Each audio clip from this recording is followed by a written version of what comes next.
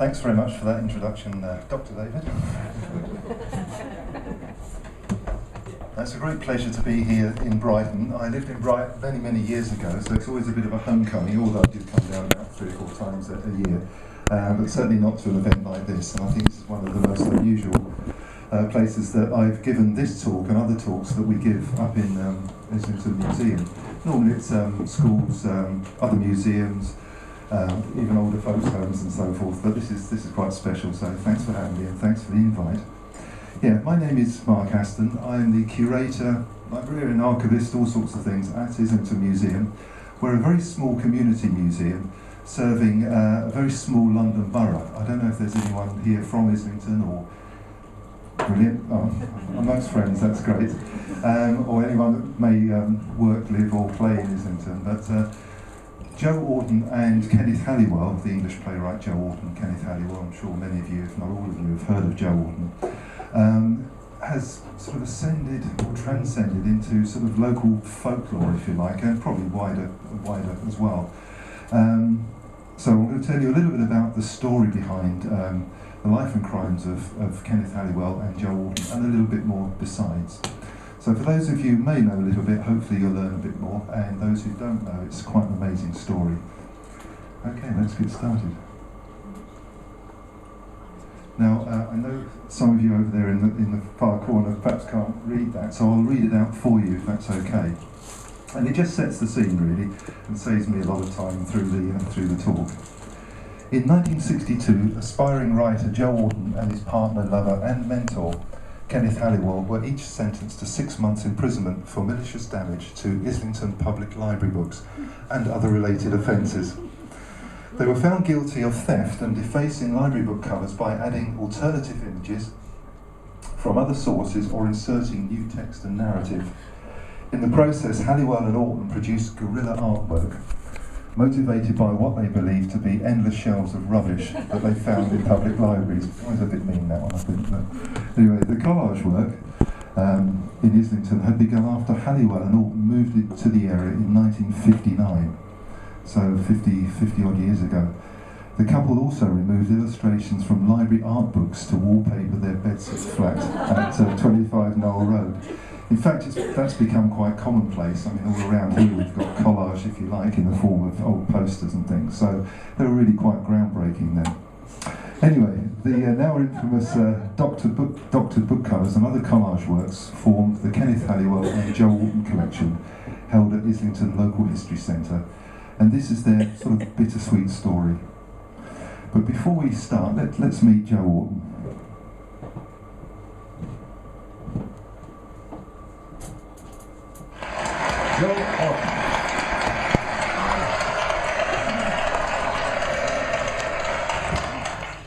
Welcome, Joe. Well, as I was saying, you're a very successful writer. Now, what about this business of spending 6 months in jail? It's something to do with library books, hasn't it? Well, yes, I used to do very strange things on library books. It was really a joke.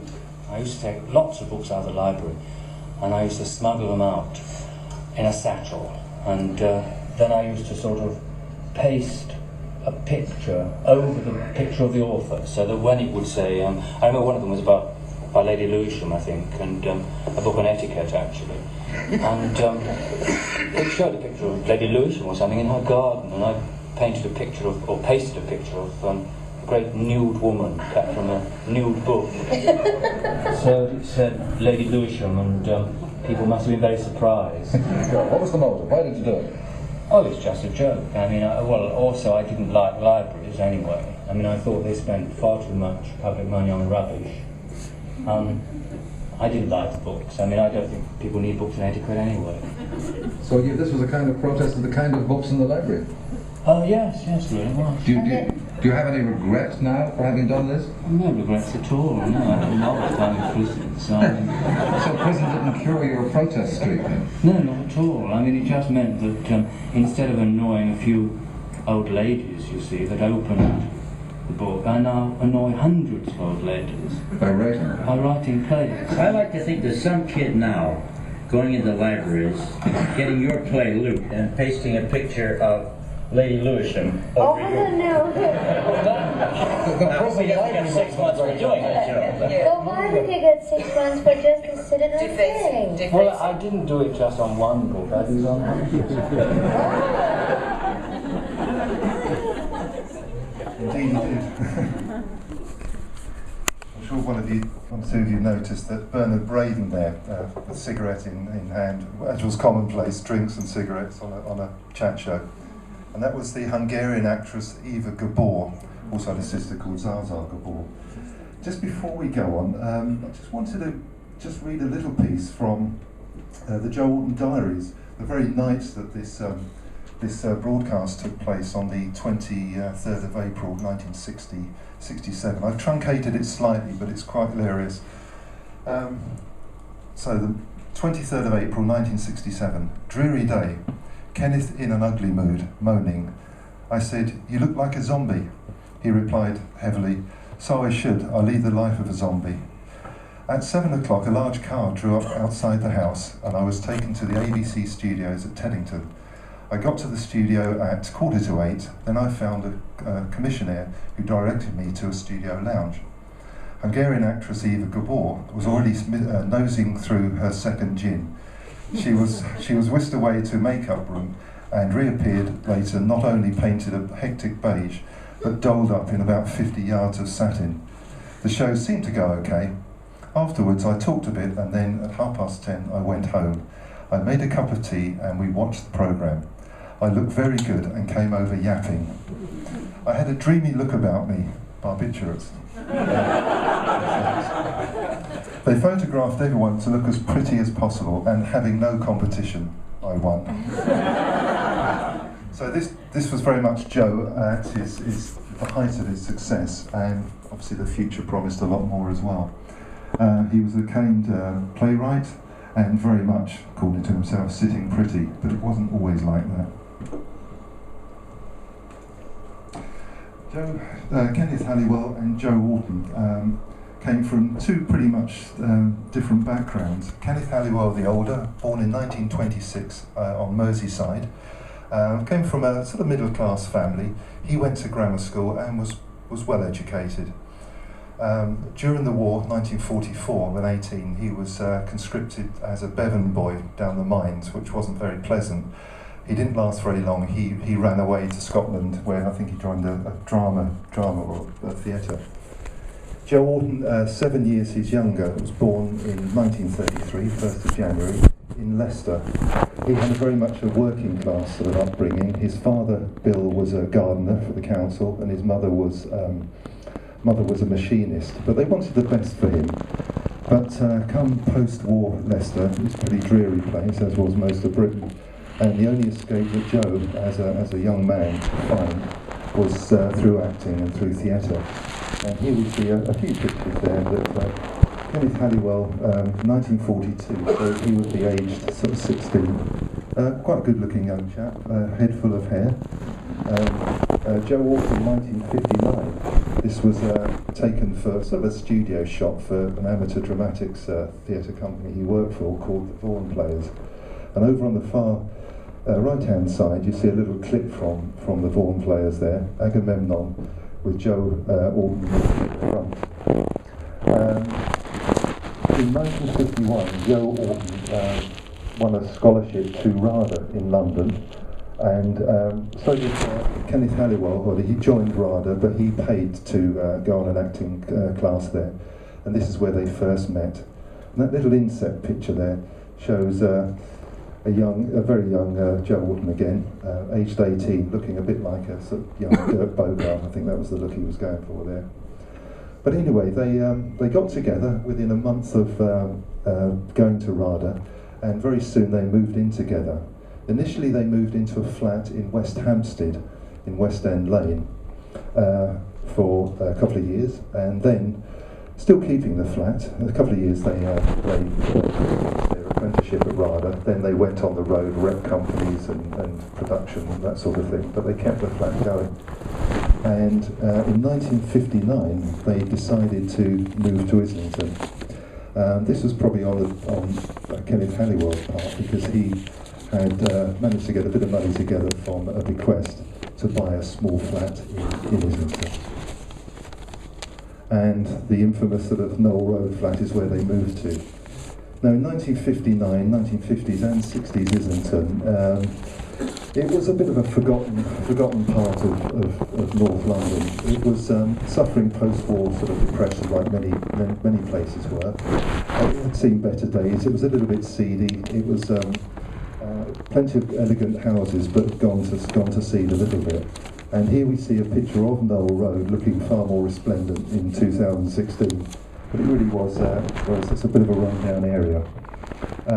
Very much a working class area too, but that appealed to Kenneth and Joe, and I think it appealed to their sort of anti-establishment nature as well. Their jaundiced view of the world was certainly reflected in Islington and reflected back again, and so they were very much home. But Knoll Road is situated just behind the Angel, about 2-3 minutes walk from the Angel, and it just sort of runs parallel with the Regent's Canal. Very, very desirable area now, but perhaps not so in 1959. And this is where they lived, 25 Knoll Road, flat 4. They lived on the second floor, and they had just one room. This room, in old money, measured 12 foot by 15 foot. There was a small galley kitchen and a shared bathroom, so it's about 3 metres by 4. Here they lived together, they worked together in terms of producing writing, and much more besides. I'll leave that to your imagination. And but they were keen to get themselves on the electoral register, and this was just a little thing I put on showing the electoral register for Knoll Road, or part of it. And just towards the bottom there, we've got Ken and John Orton, rather than Joe Orton. He began life as John Orton. I'll explain why a little bit later he changed his name. But they were there ensconced, and this is where they became their centre of operations for this nefarious activity of book changing. They did have jobs, quite menial jobs. Joe Orton, or John Orton at this time, was a lens cleaner for a sort of spectacle manufacturer, and Kenneth Halliwell was a clerk. His sort of slightly better education got him those sort of office jobs. But the idea was they would work for six months of the year to pay their way through life, but the other 6 months they would write. But they got very bored when writing, so they needed a diversion. And this is where Islington Public Libraries come in. 2 of the targets there, which is Central Library and South Library. I'm very pleased to say, amongst all these cuts, they're still with us and doing great work today. But one would have thought, to finish and to round off John's education, that libraries would be sort of a lifeblood, but probably to him, but probably with Kenneth Halliwell's influence, they weren't. They started to deride the books, and they really didn't like, as he quoted, the rubbishy books on the shelves. So they hatched a plan to do something about it, also to alleviate a bit of boredom, I think, as well. And I can't quite pinpoint the actual date of this. It's probably near 1970s and 60s, but it wouldn't have changed very much. Now, what they were going to do was to sneak into the libraries, in this case Central Library, a better selection of books here, or rubbishy books. They would steal the library books by putting them into a satchel, and actually Halliwell had a gas mask station to put them in, and they would sneak them home. Once home, they would deface the covers, as we saw or heard in our introduction, and then, not satisfied with that, they would then change the covers or the text or blurred narrative, and then sneak them back onto the library shelves, hide in the corners, and then wait for a reaction. It's their little bit of theatre. I think Orton's biographer, John Lahr, mentions quite a good phrase, that it was their playhouse. It was their playhouse, and where they could sort of enact these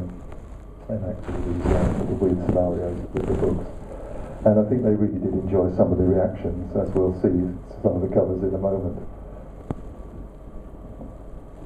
Right, I'm going to show you a selection of these. We have 42/43. 43 is a back cover at the museum, and each and every one of them are an absolute gem. I'd love to show you them all tonight, but I've got a small selection. John Betjeman, poet laureate, gets the treatment there. Looking resplendent in his brochure on the left, but suddenly transformed into a tattooed man on the right hand side. You can imagine that to us, our sensibilities today, it's good fun, but it's a bit tame. But back in 1959, when this started, then it would, as I say, scared the old ladies, as Joe put it himself. That's one of our very popular ones. Three Faces of Eve there. To be honest, on the left we have Joanne Woodward, taken from the film. Various faces of scowling and whatnot. And it was a sort of book about schizophrenia or bipolar.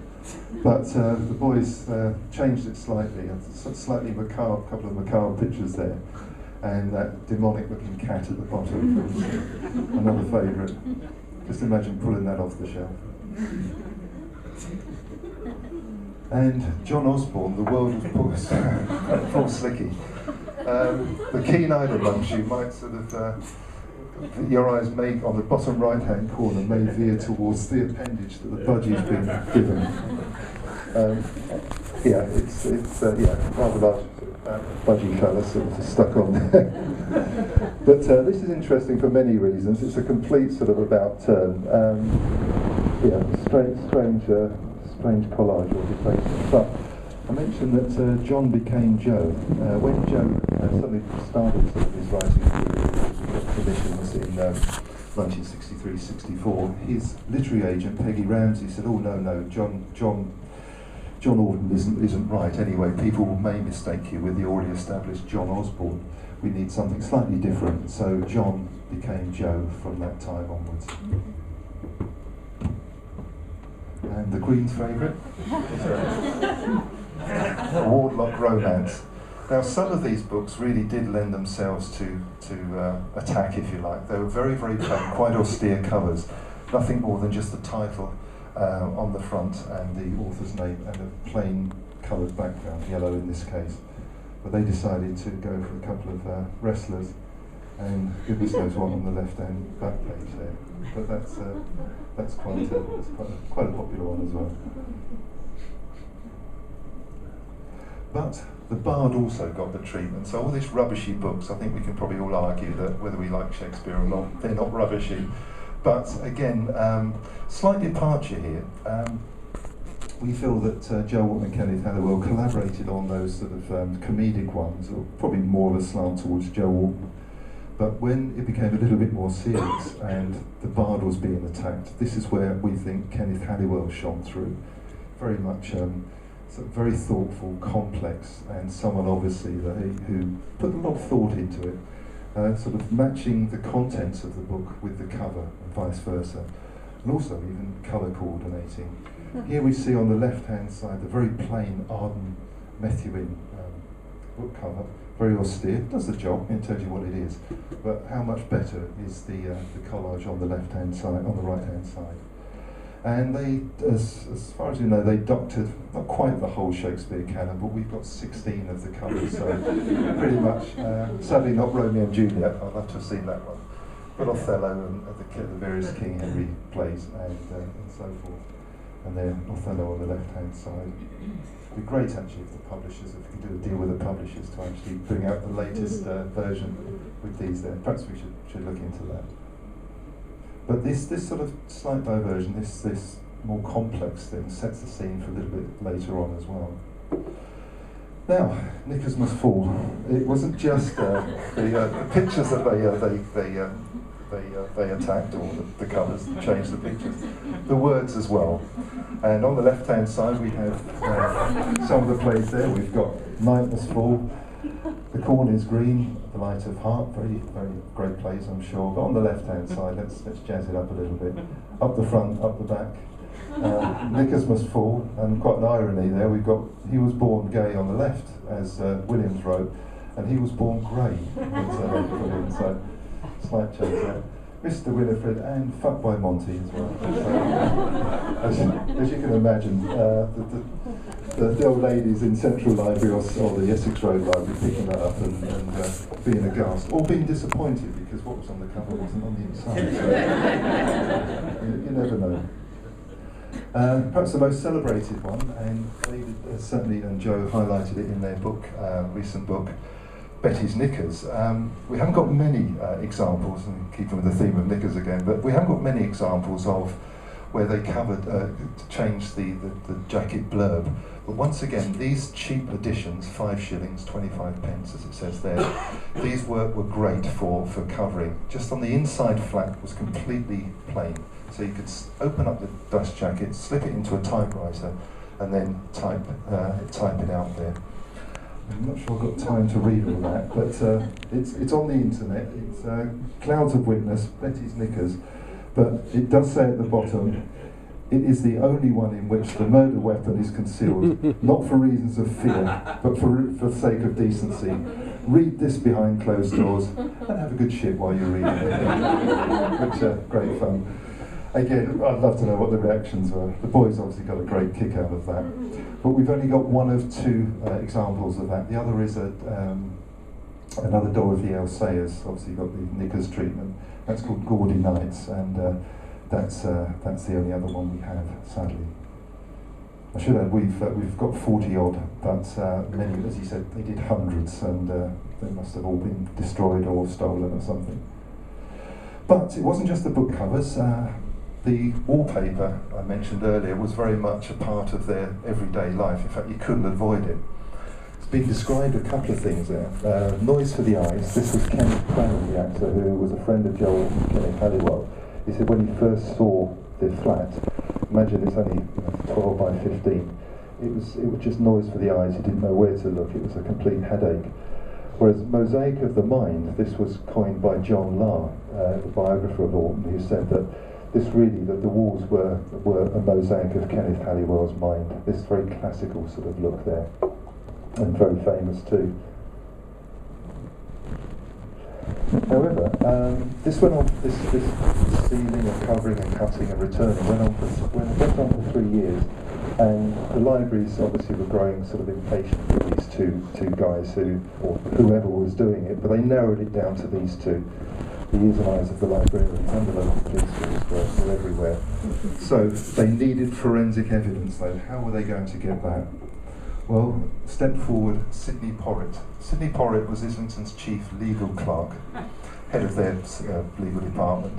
And he was a self-styled sleuth who wanted to catch these 2 darlings. They were monkeys. There were a couple of darlings. So he hatched a plan that if he could get forensic evidence, the police could then issue a warrant to search the premises. So this is the letter. Dear Sir, February 15th, 62. Dear Sir, Kenneth Halliwell, the above numbered vehicle appears to be abandoned in Knowle Road, and I have been given to understand that you may be the owner thereof. As you are aware, my council has recently been given power to remove abandoned vehicles which obstruct the highway. But before looking into the question of enforcing its remedies in this matter, I give you the opportunity of taking the necessary steps to cause the vehicle to be removed from the highway. I attach the notice addressed to yourself in this matter. The reason why I wrote this, he hoped that Kenneth Halliwell would respond, and hopefully respond with the same typewriter that they used to change the jacket blurb. That's the secret there. And sure enough, he fell into the trap. Kenneth Halliwell, dear Sir, 17th of Feb. I should like to know who provided you with this mysterious information. Whoever they are, they must be a liar or a moron, probably both. I have never possessed a car of any make whatsoever and never wish to. I can only assume that someone is staging a leg pull with you or me or both. I would suggest that in future you obtain your information from some reliable source before pestering people with inexplicable letters. Yours contemptuously, Kenneth L. Halliwell. And it was very much a gotcha. He took the evidence to the police, who took a good while, sort of 6 weeks to sort of sort something out. But they said, yeah, we can confirm that the typewriter is the same one, and we can now issue a warrant. And so a warrant was issued. A detective called Henry the Hermitage went round to, which is great. Hermitage went round to the boys' flats, Knowle Road, on the 28th of April, and knocked on the door, and they were both in. It was 9 o'clock in the morning, and being policeman, oh dear, was the answer that Halliwell gave when he opened the door. The policeman went in with their warrant and found various books in stages of being sort of dismantled and collaged and so forth, and it was very much gotcha. Now, there's not much they can do. It was fair cop. They went to the magistrates' court. On the hearing, they gave nothing away. The first hearing, they just gave their names and details. But the clerk said they must be frustrated writers to do such things. I guess they were in a way. But a week or so later, they went to their full hearing at Old Street Magistrates' Court, as we see there. And they pleaded guilty. I don't think there was much they could do about it. They pleaded guilty to the book covers, but not the plates on the wall. They argued they bought those legitimately. They didn't, but it was just the fact that the library art plates from those books didn't have any stamps or any way you could tell. But they were taken into consideration. But they pleaded guilty, and for their sins, for their misdemeanors, they were jailed for 6 months, which was quite harsh. But I think they wanted to make a sort of point at you don't do this sort of thing. And as Joe himself said, it wasn't just one or two; it was hundreds of other things. And here we have mended face, public library books jailed for 6 months, art plates pasted on walls. It was quite a small story in the local press, but these are two local North London papers, the Islington Gazette, and at the time it was the North London Press, the ruined art books. But it was flagged up, and the libraries used it as a bit of a showcase to say this is what happens if you steal or do anything with our library books other than borrow them, read them up, and bring them back. But they did their time. They went to separate prisons. Joe Orton went to the Isle of Sheppey, and Kenneth Halliwell went to Ford Prison, I think, in West Sussex. They had different sort of experiences. Joe Orton, as he said, we had a marvellous time, for whatever reason. But I think more so, he could find a detachment from Kenneth Halliwell, and he could seriously get on with the process of writing and getting his sort of mojo together for when he came out of prison. Whereas poor old Kenneth Halliwell found it quite degrading, and he attempted to take his own life in prison. So two different experiences there. However, when they came out of prison, and they only served 4 months, a couple of days after they came out, moved back to Mill Road, the local council slapped them with a civil case, and they were made to pay back the £442, I think, in damages to the books. Okay. Which I think they did do over a period of time. Probably the most famous, if we reach the national tables, the most famous was Gorilla in the Roses, and it's this very famous one, probably epitomises the whole thing, very simple collage, all defacing a monkey's face stuck on a rose there, which for many in the judiciary, in the league, the prosecutors thought that was a desecration of an English or British institution. How can one defile a rose like that? But more so, the headlines, this headline, made its way to Leicester, and Bill Orton, his father, came home from one night, sat down to read the paper, and being a gardener, he thought this is an article about horticulture, sat down to read it, and then realised that, well, actually no, it's not. Then he saw his son's name, John, shouted to his wife upstairs, "Our John's been nicked." About says it all really, but Gorilla in the Roses still remains the most famous one there. But they came out of prison, and Joe Orton was a transformed man. Sadly, Halliwell was not, and for Joe, success was just around the corner. He had 1963, the next year, he had a play commissioned by the BBC, Ruffian on the Stair, which broadcast in '63, and then went on to a series of successes. Entertaining Mr. Slade, who you will probably know very well, and certainly Loot was his probably most famous play. Loot didn't do very well on its first outing in '65, but when it was sort of relaunched in '65, '66, it did very well. In fact, it won the Evening Standard Award for Best Play in 1966. So Joe was certainly on the ascendancy, the star was in the ascendancy. But poor old Kenneth was much reduced really to a personal assistant. He couldn't get his writing career going at all. In the midst of all this, Edna Wellthorpe paid a visit as well. Edna Wellthorpe, better known as Joe Orton, was a creation from the 1950s. And Edna was someone who wrote to local newspapers, national newspapers, to just to read, sort of to be a bit of a nuisance, a bit of mischief making. And this is one that Joe wrote in 1965. Miss Luton and all the plays he was writing had time still to do this.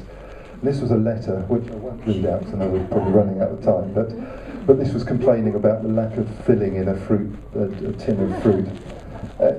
Crazy, has he got time to do all this? But he did do, and he got a reply.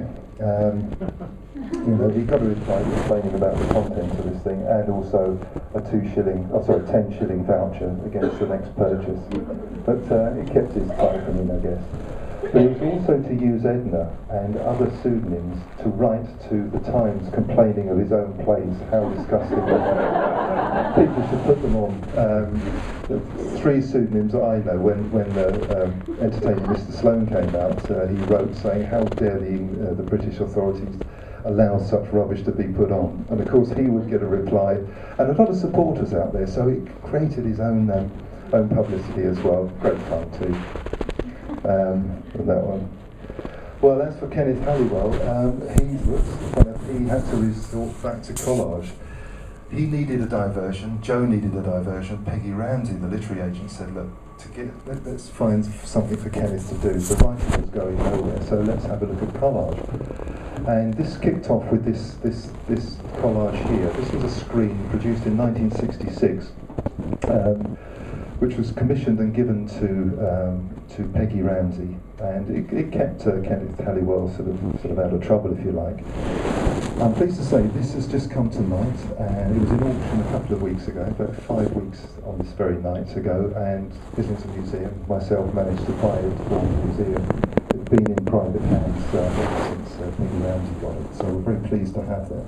And this actor is a stunt of a career that went pretty much nowhere, unfortunately, but this is we're very, very excited about this. We've titled this The World of Cats 1966. It's just full of cats. But he went on to actually produce another 19 or so collages, more traditionally framed ones, and had an exhibition as well.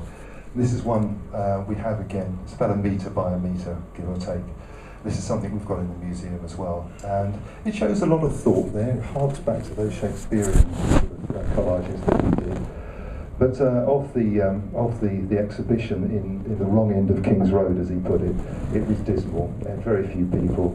I think one collage was sold, and that was by a friend of Joe Orton. He had money to buy it, so it came out and feel so left out. So a bit of a sad day, really. So in 1967, things are going very, very well for Joe Orton. He's here, there and everywhere. He's just got a commission to possibly write the next Beatles film screenplay called Up Against It. He's appearing on TV, the Eamon Andrews Show, Call My Bluff, all sorts of things.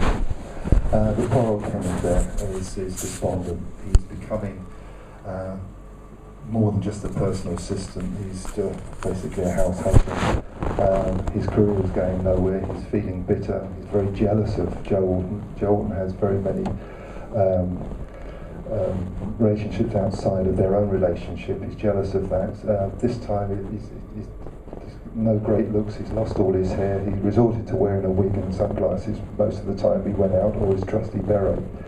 And this picture was taken in Duncan Terrace, just behind Knoll Road, behind the Angel, 1967, so the end was pretty near. The Joe Orton diaries give you a little insight as to what was going on, but I believe the last sort of full weekend they had together was here in Brighton. They came down on the 27th of July to stay with a film producer, TV producer in Shoreham.